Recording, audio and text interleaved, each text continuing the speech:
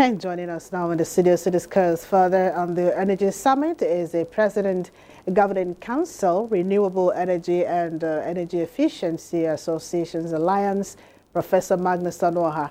Professor, you're welcome to NTAi International.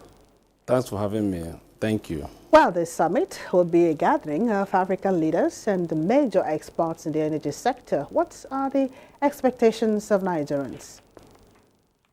Yeah, I'm glad that renewable energy efficiency sources as an alternative source has become a mainstream investment.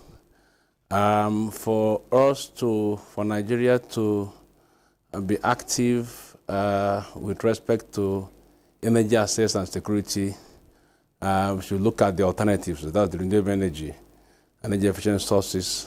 And of course, natural gas is also considered as a clean energy that will also help us to finance our sustainable future. So it's interesting that Mr. President is taking the lead, going there. But it's not about going there to do all the talk and all that. We'll come back home and the expectations, we look forward to one, with respect to, let's have the President to ensure that we use local naira to finance projects on renewable energy because of the volatility of the dollar, the international currency. So if you need to develop, encourage the local developers, we should begin to look at how to localize our projects, use local naira to finance this renewable energy assets. Number two, we should begin to look at the technical assistance, build capacity across the value chain. It's not that when we come back home, we expect Mr. President to, let us be intentional about ensuring that we build capacity, local capacity, in order to have this energy access and security across the value chain of renewable energy in terms of engineering, credit writing, climate financing, all these opportunities. Nigeria need to have capacity, but with respect to developers and entrepreneurs. Number three, we will look at payments, payment mechanisms to ensure that renewable energy expansion is guaranteed. It's very, very upfront costs have been a challenge. Look at, the developers need to have a mechanism, payment mechanism that will be risk averse. So, and even with respect to, yes, we have agreed that natural gas can be used to finance our future. Let's have a policy for social acceptance. Social acceptance of natural gas. What we still look at, the people still look at from the dimension that is not, in terms of, that is not that clean. But within the context of, COP26, that was at Glasgow. Natural gas was chosen as a clean energy to finance our sustainable future. So Nigeria has a huge reserve of it. So we have, the opportunities are there right now.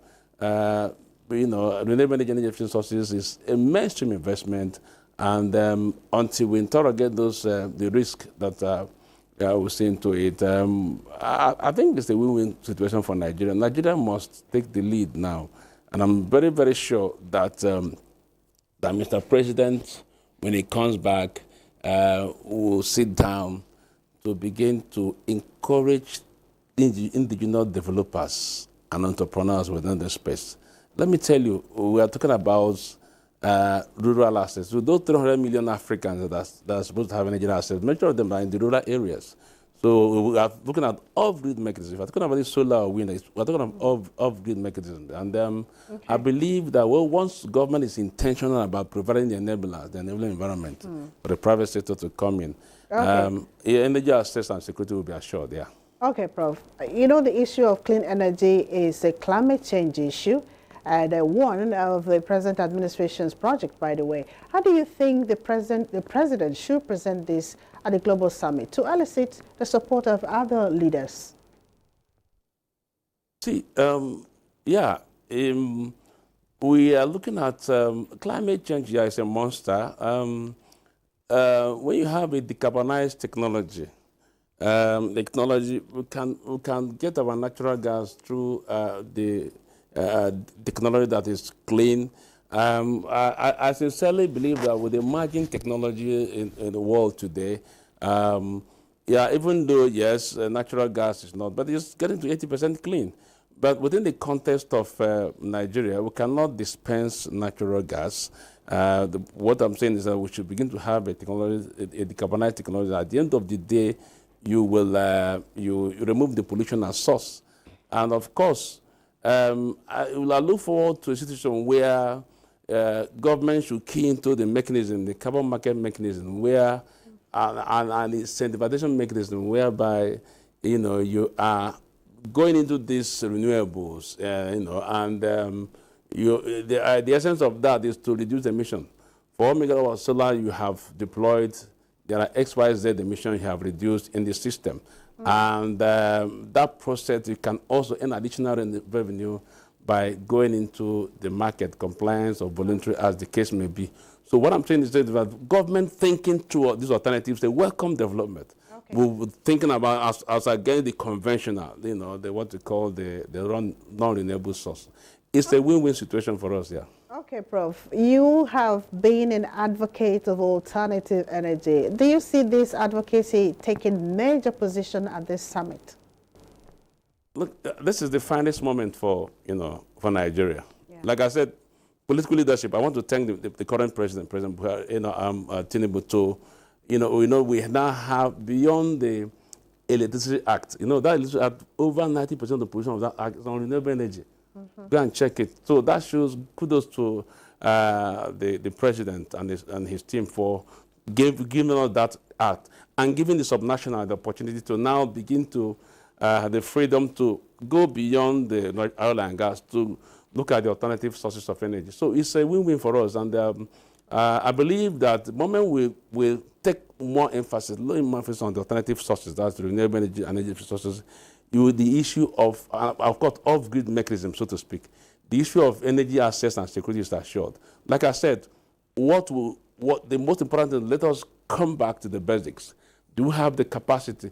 We don't like what happened to oil and gas to happen us, Let's develop capacity across the value chain in this clean energy sector.